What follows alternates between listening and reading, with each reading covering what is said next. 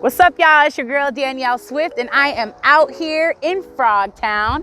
I'm at the corner of Thomas and Western on this very big, beautiful, vacant lot. There's nothing happening on this lot. This happens to be a lot that is owned by Frogtown, all right? So you may have caught a video that I put out recently about $1.25 million that was going to be given to a developer. Well, they were gonna be applying for it. And the city was considering giving this $1.25 million in addition to a matched $1.25 million from our housing trust fund to go towards providing some affordable units inside of a big development.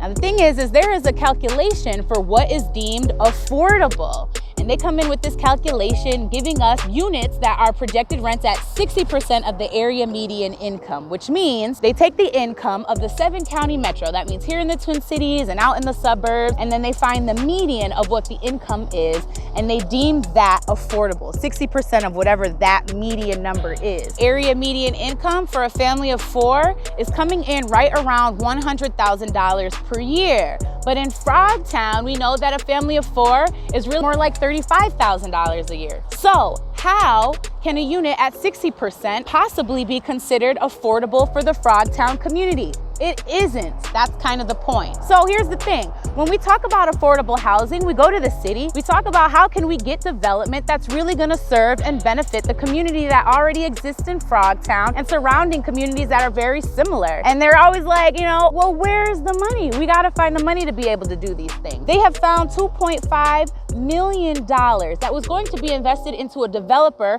called Alatus, who already has millions of dollars to provide 60% area median affordable units.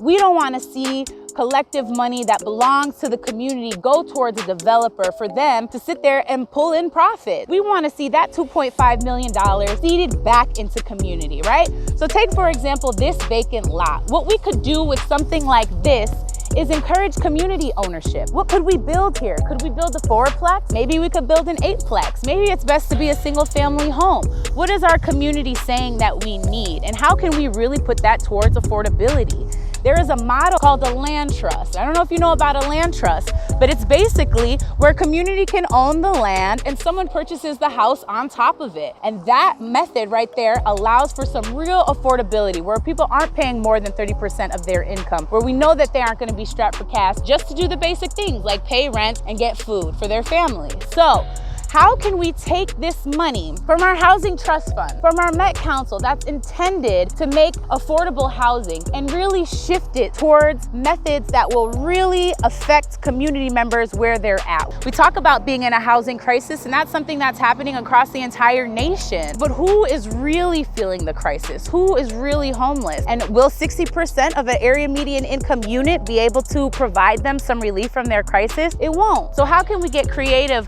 about spending our dollars intentionally and being really resourceful to benefit community members right where they're at? Let me know what you think about this, St. Paul. What if we were to take this money and seed it towards a land trust for community members to get their foot into ownership, to get their foot into some true affordability? So what does that look like? Maybe it's a land trust. Maybe you have another idea. What are you thinking, Frogtown? Please hit my DM. Please leave us a message or a comment if you have an idea or a solution, if you'd like to be plugged in on this conversation, or if you'd like to talk about how we make something like this move. Please drop us a line. We look forward to getting connected with y'all. We appreciate y'all. Love y'all. Peace.